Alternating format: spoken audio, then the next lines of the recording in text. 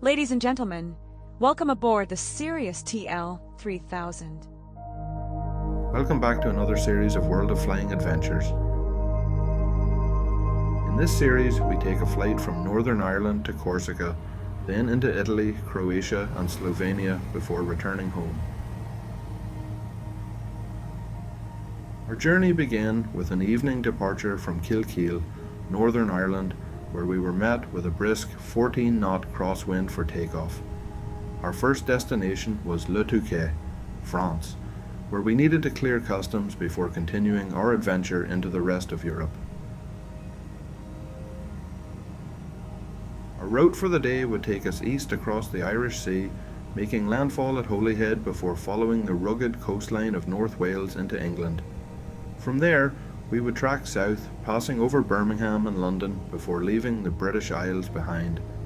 We would then cross the English Channel to enter French airspace, with the charming seaside town of Le Touquet awaiting us as our first stop on the continent. A healthy tailwind gave us a welcome boost, pushing us along at more than 130 knots or 150 miles per hour. The sea crossing slipped by in under half an hour, and before we knew it, the dramatic coastline of Wales was coming into view. Another new landscape, another chapter of the journey unfolding beneath our wings. The flight across England was smooth and largely uneventful, so I won't dwell on it too much as we covered a very similar route in the last series of World of Flying adventures. Before long, we were passing London, and just after crossing the River Thames, my co-pilot and partner Marta spotted something we'd never seen from the air before, an airship below us. It was a completely unexpected sight, and one we'll both remember.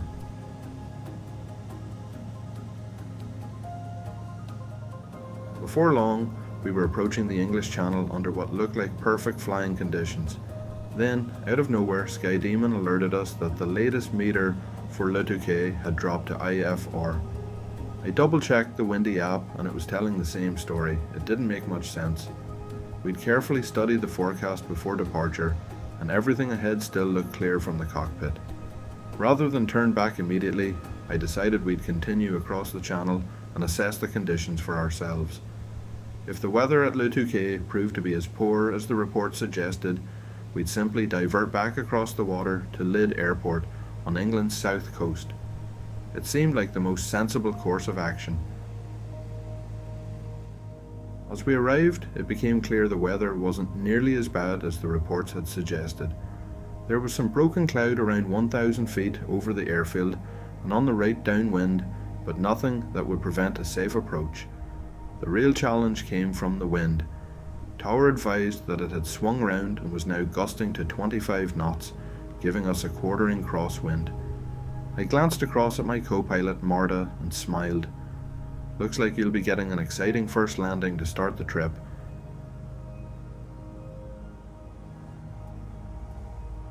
By now, I'd landed the TL-3000 plenty of times in winds gusting to 25 knots and beyond, and I'd come to really appreciate how capable it is in challenging conditions.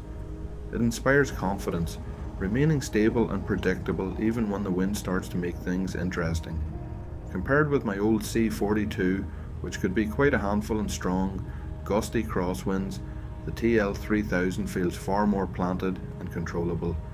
It certainly makes those demanding arrivals a lot less stressful. We would have loved to continue, but by the time we landed, it was already late in the evening and many French airfields closed surprisingly early. Rather than rush, we decided to call it a day. A short taxi ride into town cost us around €15, and we found a comfortable hotel for the night for about €100. It gave us the chance to relax, reflect on the day's flying, and get a good night's sleep before an early start the next morning.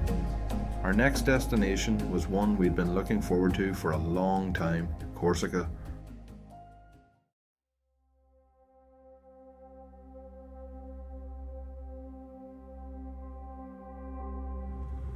As usual, Le Touquet seemed to be overrun with seagulls.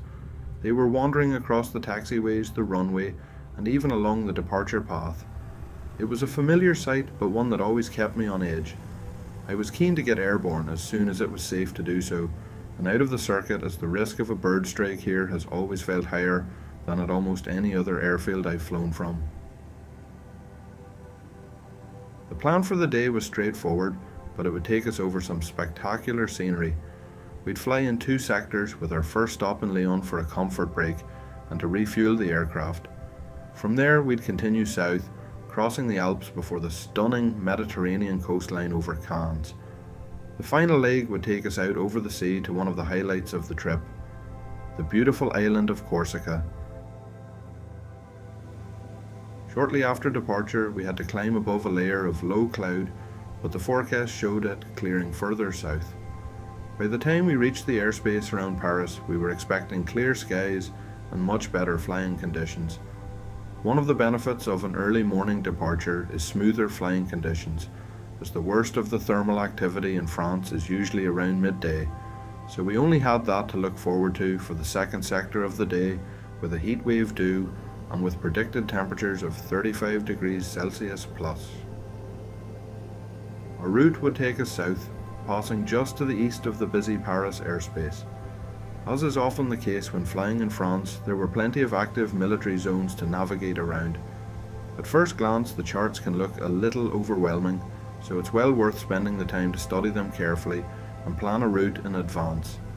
Many of these restricted areas sit directly across the most obvious track, so a little preparation can save a lot of last-minute workload in the cockpit.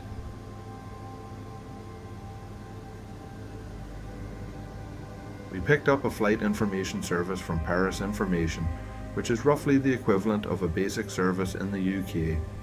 As we passed the busy airspace around Paris, the radio became incredibly hectic, with constant calls from aircraft in every direction. At times it was difficult to find a gap to get a word in. Despite the busy frequencies, it was an impressive place to fly through. We watched countless airliners passing overhead, some only around 1,000 feet above us, giving us a great reminder of just how busy this part of the sky really is. As enjoyable as it was to experience, I was looking forward to continuing further south, where the airspace becomes quieter, the radio calls become fewer, and the flying becomes a little more relaxed.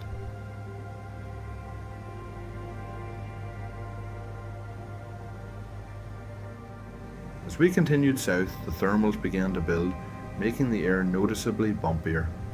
We decided to climb above the cloud layer, where the conditions were generally smoother and more stable. Once established higher up, the flight became much more relaxed. With the radio traffic gradually fading behind us, I put on some music and settled into the rhythm of the journey. While enjoying the view, I continued monitoring the airspace, keeping a close eye on the autopilot, navigation, and surrounding traffic. One thing that really stood out during this trip, and many others I have had through France, is the quality of the flight information service in France. Compared with the UK, I find the French controllers incredibly proactive. They would generally always point out potential traffic conflicts before they became a concern, and they regularly went out of their way to help, whether that was suggesting shortcuts, offering advice, or negotiating ways through military areas that were active. It made navigating unfamiliar airspace feel far easier and added a real sense of support throughout the journey. Soon, it was time to begin our descent towards the first stop of the day, Lyon Airport. As this was another new airport for me, I spent some time studying the visual approach charts before arrival.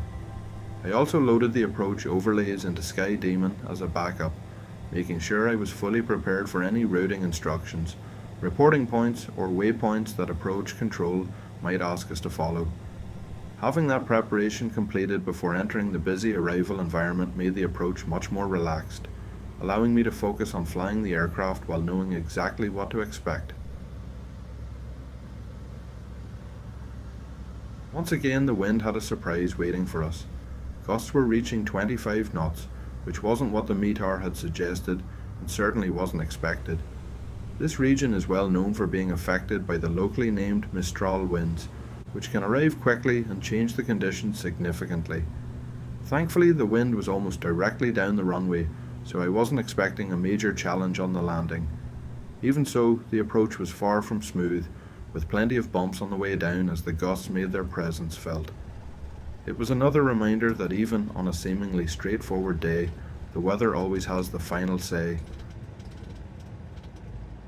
After an hour on the ground to refuel the aircraft and recharge ourselves over lunch, it was time to turn our attention back to the skies. We carefully reviewed the latest weather and flight charts, planning the next stage of the adventure, a spectacular crossing of the Mediterranean to the dramatic coastline of Corsica.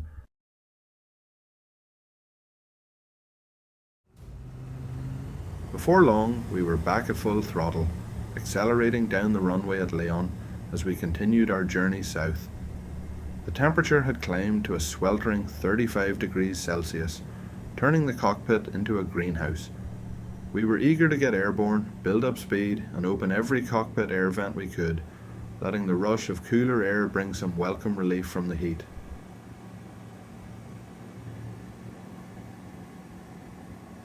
We tracked west towards the Alps, where rugged peaks rising to over 9,000 feet stood in our path. To give ourselves a comfortable margin, we requested a climb to 11,000 feet from air traffic control. Up there, the air was not only safer to navigate the terrain, it was noticeably cooler, offering a welcome escape from the intense heat and thermal activity we'd left below.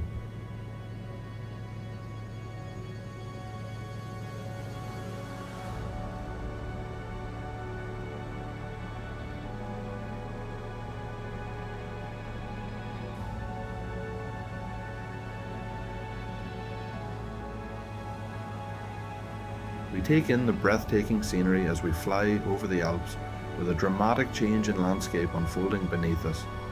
Along the way, we spot numerous gliders making the most of the mountain lift, gracefully soaring through the alpine air. Before long, it's time to begin our descent, dropping below the approaching Nice airspace as we continue our journey toward the Mediterranean.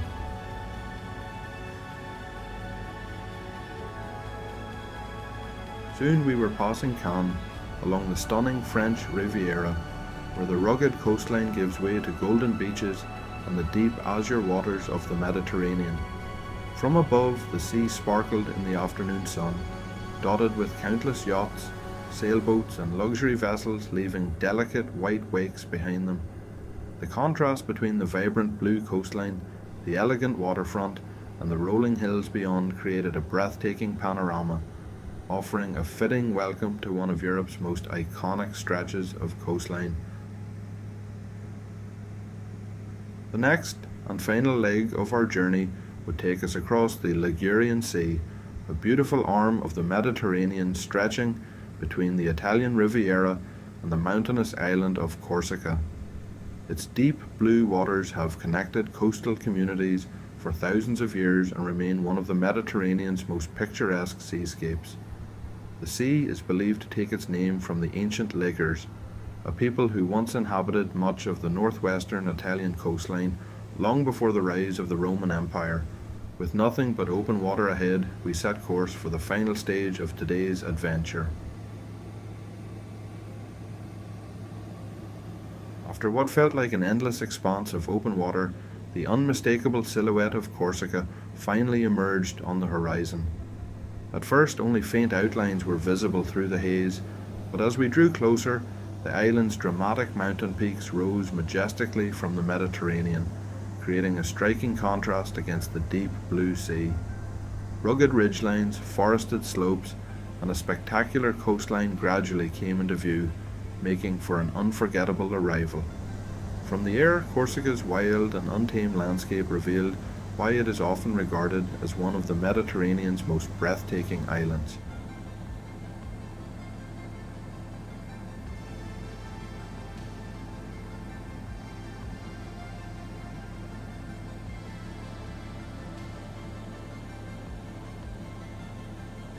Soon our final destination drew closer. The coastline of Ajaccio slowly emerged on the horizon. The capital and largest city of the French island of Corsica, Ajaccio rests along the island's spectacular western shoreline. where rugged mountains meet the sparkling Mediterranean Sea.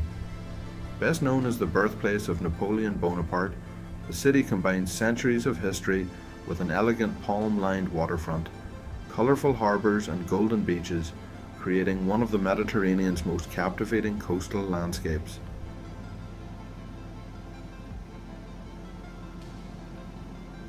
Just as we were about to join a right downwind leg, air traffic control advised us that an Airbus A320 would be overtaking us and also joining a right downwind, and cautioned us to be mindful of its wake turbulence. We were approaching the circuit at around 115 knots, and from our traffic display I could see the airliner closing in at approximately 145 knots, only around 30 knots faster. Rather than risk a close encounter with its wake, we elected to reduce our speed significantly, increasing the spacing and allowing the Airbus to pass safely ahead.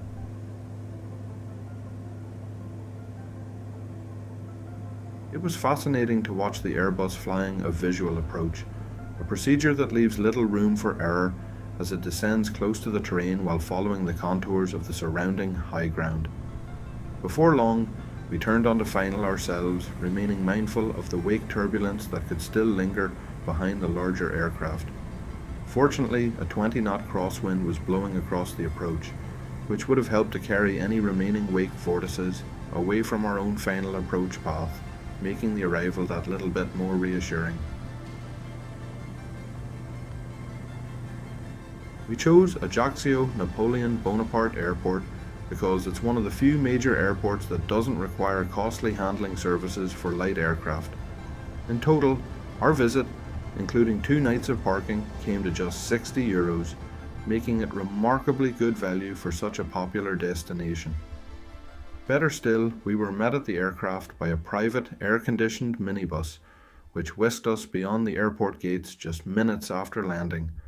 Compared with the queues, delays and crowds of commercial travel, it's hard to imagine a more relaxed way to arrive. It was hard to believe that less than 24 hours earlier we had departed Kilkeel in our little flying machine, setting off to explore wherever the horizon led us. We decided to take 2 nights in Corsica to sample the local food, drink, and of course a day at the beach. For the next part of our journey, I wanted to see more of Corsica. Rather than heading straight for Italy, I decided to fly around much of the island, taking in its dramatic coastline and rugged mountains. There is no better way to see the sights than by airplane after all. We would then be turning east to head to Italy.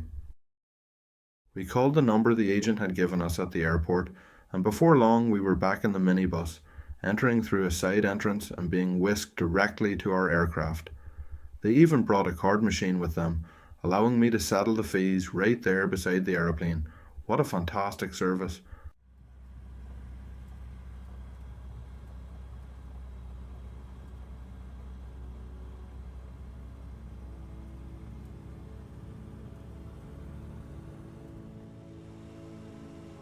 With an exceptionally long runway and the relentless heat bearing down once again, I requested an intersection departure to save valuable time on the ground.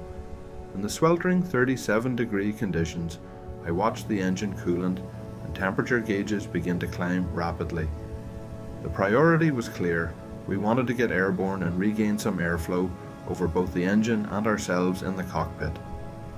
I was really looking forward to the first part of this flight, with the sole purpose of exploring the Corsican coastline before heading for Italy.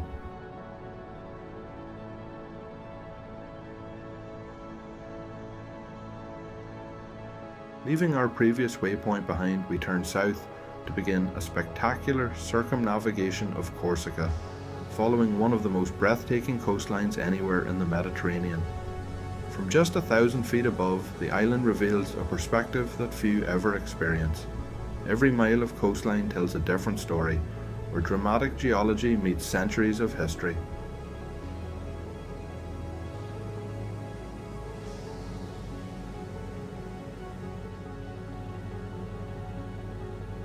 Beyond the cliffs, the coastline softens into a succession of idyllic bays and pristine beaches. Here, powdery white sand meets crystal clear turquoise water, so transparent that submerged rocks and patches of seagrass are visible even from our aircraft. The remarkable clarity of the Mediterranean is no illusion. In many places, visibility underwater exceeds 30 meters, making this one of Europe's most pristine marine environments.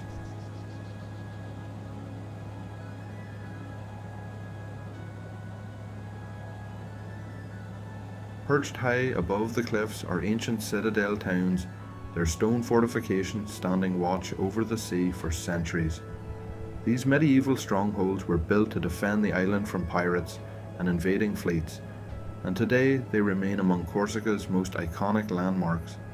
From the air, their narrow streets and historic walls seem almost frozen in time, offering a glimpse into an era when control of these waters was fiercely contested.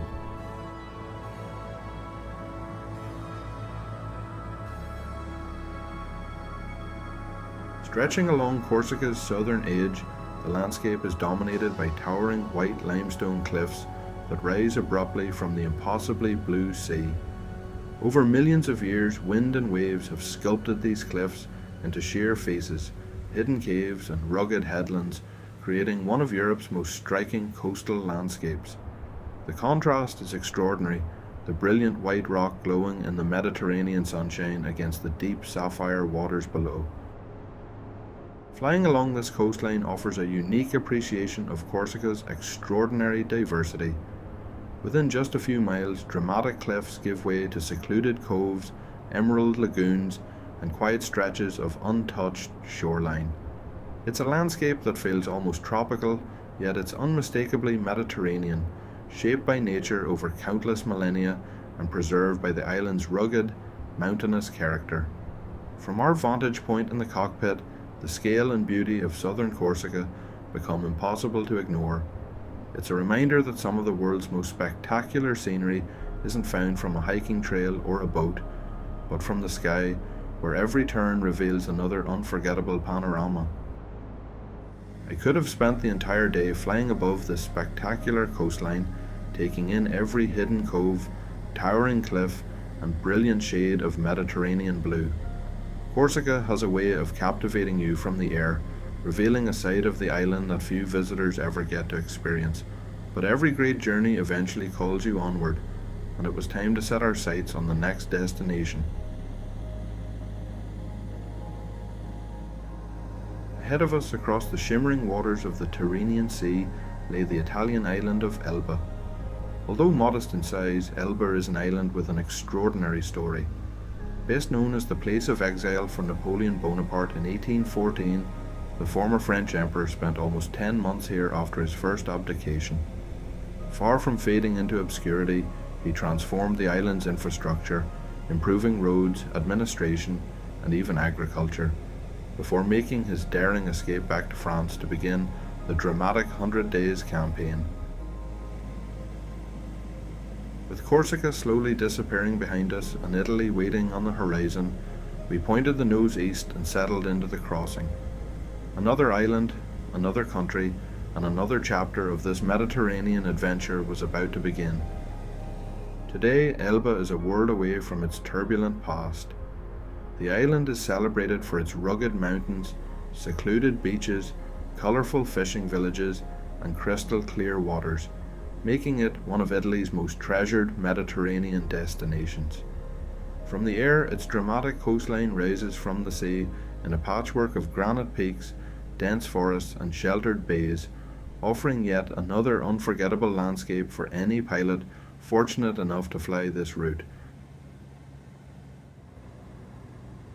Before long, Marina di Campo Airport came into view, nestled on the southern coast of Elba, between the sparkling Mediterranean and the island's rugged granite hills. Even from several miles away, it was easy to see why this approach has earned such a reputation among pilots. Many consider it one of the most scenic arrivals in Europe, and as the runway slowly emerged from the coastline ahead, it was impossible not to feel a growing sense of anticipation.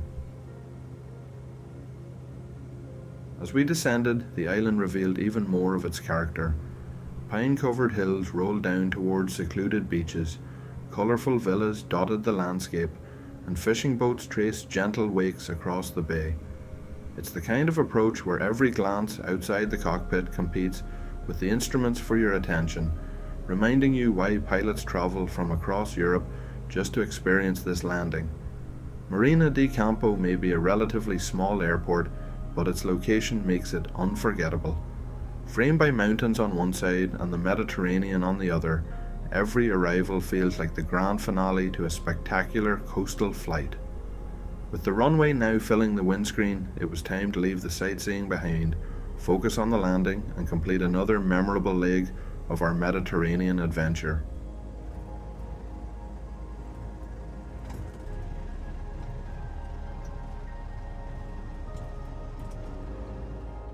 With the aircraft safely parked on the apron and securely tied down, our flying for the day had come to an end. After a day spent exploring two of the Mediterranean's most beautiful islands from the air, it was time to experience Elba from the ground. We checked into a charming local hotel, costing around €100 for the night, and after a short taxi ride of about €15, we were ready to discover what the island had to offer. It didn't take long to understand why Elba is such a popular escape for Italians.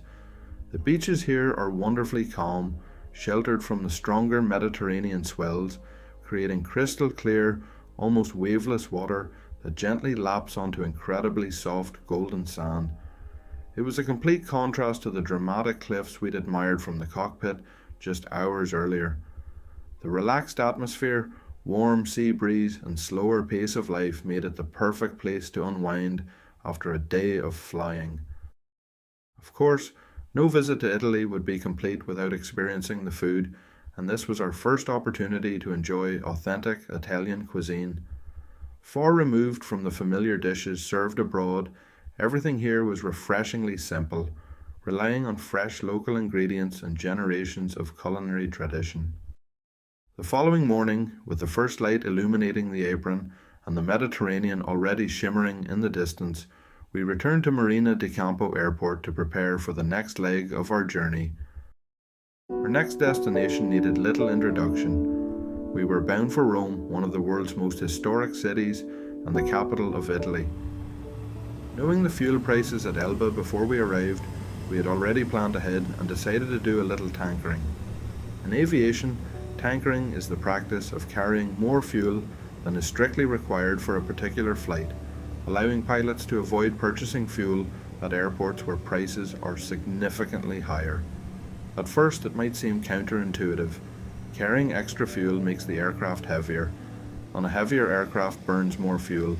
But when the price difference between airports is substantial, as it was in this case, with fuel costing around €1 more per litre on Elba, the additional fuel burn is often far outweighed by the savings from buying cheaper fuel elsewhere. It's a balancing act that requires careful planning. Pilots must consider aircraft weight limits, performance, runway length, weather, and of course the legal fuel reserves required for the flight. Done correctly, tankering is a perfectly legitimate and widely used cost-saving technique, not only in general aviation but also by commercial airlines operating around the world. The flight from Elba to Rome would take us across another beautiful stretch of the Tyrrhenian Sea before the Italian mainland came into view. As the island slipped away behind us, we climbed into the clear Mediterranean morning, leaving the tranquil beaches of Elba in our wake and setting course for one of the most iconic destinations any pilot could hope to fly towards. It was a route that promised another spectacular combination of coastal scenery, open water flying, and the unforgettable experience of approaching one of Europe's greatest cities from the air. Before long, the Italian mainland appeared on the horizon, its rugged coastline gradually giving way to sprawling towns, rolling countryside, and an ever-increasing density of air traffic. We were now approaching one of the busiest and most complex pieces of airspace in Europe, the skies surrounding Rome. Our destination was Rome Airport, a historic general aviation airfield located just a few miles north of the city centre. While it's a fantastic gateway to Italy's capital, getting there is far from straightforward. Nestled beneath the controlled airspace serving Rome's two major international airports, Fiumicino and Ciampino, Urbe operates within a carefully choreographed system designed to keep light aircraft safely separated from a constant flow of commercial airliners. Unlike many smaller airports where you're simply cleared direct to the field, flying into Roma Urbe demands thorough preparation well before departure. Every reporting point, altitude restriction and routing must be studied and understood in advance. There is very little room for improvisation, with pilots expected to follow published arrival procedures precisely while maintaining constant communication with air traffic control. As the city began to emerge in the distance, anticipation started to build. Ahead lay nearly 3,000 years of history, but before we could enjoy the sights of the eternal city, our full attention was on navigating the intricate web of reporting points and controlled airspace that would lead us safely into Roma Urbe. As we followed the published arrival into Roma Urbe, one of the world's most iconic skylines unfolded beneath our wings. Off to our right, the unmistakable dome of St. Peter's Basilica dominated the horizon, standing proudly at the heart of Vatican City. With the sightseeing momentarily taking a backseat, our attention quickly returned to the task at hand. Air traffic was busy, and aircraft were arriving and departing in quick succession. Ahead of us, another aircraft was just completing its landing roll. We watched as it vacated the runway, and almost immediately the radio came live with the words every pilot enjoys hearing: "Cleared to land." A quick glance at the engine instruments revealed just how intense the Italian summer had become. The outside air temperature was reading an incredible 37 degrees Celsius. Even with a steady breeze from the propeller, you could feel the heat rushing in. These high temperatures aren't uncommon during the Mediterranean summer, and they can have a significant impact on aircraft performance. After tying the plane down for the night, we took a 10-minute Uber costing €20 into the centre of Rome. Once again, we secured a room for €100 right in the centre. After dropping our bags at the hotel, we headed out to explore one of the most fascinating cities on earth. Around almost every corner, Rome feels like an open-air museum, where ancient monuments stand side by side with bustling cafes and vibrant streets. It's a city where over 2,700 years of history are woven into everyday life. Our first stop was the magnificent Trevi Fountain, undoubtedly Rome's most famous fountain and one of its most recognizable landmarks. Cascading like a giant stone waterfall into a turquoise pool below, it stands over 26 meters high and nearly 50 meters wide. Tradition says that tossing a coin over your left shoulder into the fountain guarantees a return to Rome, and with over €1 million collected from the fountain each year and donated to charity, it's a tradition that also helps a good cause. From there, we made our way to perhaps the most iconic symbol of ancient Rome, the Colosseum. Even after nearly 2,000 years, its sheer scale is breathtaking. Completed in AD 80, this enormous amphitheatre could hold around 50,000 spectators. Standing beneath its towering arches, it's difficult to comprehend the engineering achievement of the Roman Empire. Built almost 2 millennia ago without modern machinery, the Colosseum remains one of the greatest architectural accomplishments in human history. The following morning, our original plan was to continue south, crossing Italy towards the island of Sicily for a close-up view of one of Europe's most famous natural landmarks, Mount Etna, the continent's largest and most active volcano. Seeing its vast volcanic slopes from the cockpit had been one of the highlights we had been looking forward to on this trip. But aviation has a way of reminding you that nature is always in charge. As we sat down over breakfast to check the latest weather and aviation updates, we were met with remarkable news. By complete coincidence, Mount Etna had erupted that very morning. Towering columns of volcanic ash were rising into the sky, and while eruptions at Etna are relatively common, volcanic ash presents a serious hazard to aircraft. Rather than trying to salvage our original route, we did what every pilot must be prepared to do. We adapted. One of the greatest freedoms of touring by light aircraft is the ability to change plans at a moment's notice. Instead of heading south towards Sicily, We unfolded the chart, replanned our route, and pointed the aircraft in the opposite direction. Our new destination would take us north across Italy to one of the world's most unique cities, Venice. We taxied onto the centre line, paused for a final check, and looked down the runway stretching out ahead. A few moments later came the words we were waiting for. Golf X-ray, India, Lima Mike, cleared for takeoff. The throttle smoothly moved forward, the engine responded with a familiar roar, and the aircraft began to accelerate. As the runway markings blurred beneath us, the controls became alive in our hands before the nose wheel gently lifted clear of the tarmac. Moments later, we were airborne once again, climbing away from Rome. But departing Rome isn't simply a case of climbing straight ahead. The complex network of controlled airspace surrounding the city demands absolute precision. Before the trip, we'd spent considerable time studying the published departure procedures, reporting points, altitude restrictions, and frequencies. Just as everything was settling into a familiar rhythm and we confidently tracked along our assigned route, the next radio transmission from air traffic control caught me completely off guard. It wasn't the call I had been expecting. Gulf X-ray India Lima. Mike, have you got a pen? I need you to copy down the phone number and contact Roma approach when you land. I swore to myself, this is not good, I thought. Had I unknowingly busted some airspace? Did I set a wrong QNH pressure setting? And was I a few hundred feet higher than what my altimeter was showing? I started going red in the face and told her I was ready to copy down the number. For a few moments my mind was racing. I replayed the transmission over and over, trying to work out what the issue might have been. Before I had much time to think, I was handed off to the next air traffic control sector, and the workload immediately shifted back to flying the aircraft. I could feel my concentration beginning to drift, and that's a dangerous place for any pilot to be. It's easy to become fixated on a question you can't immediately answer, but doing so risks losing focus on the task that matters most. That's when one of aviation's most important principles came back to me. Aviate, navigate, communicate.